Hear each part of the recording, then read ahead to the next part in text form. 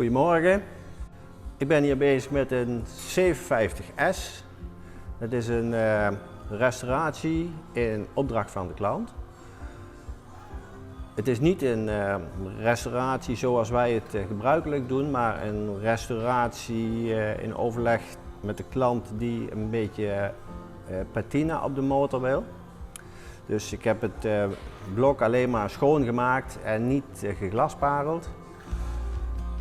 Technisch is die wel helemaal gereviseerd. En ik ga hem dus helemaal opnieuw opbouwen, zodat het weer een hele betrouwbare Guzzi wordt.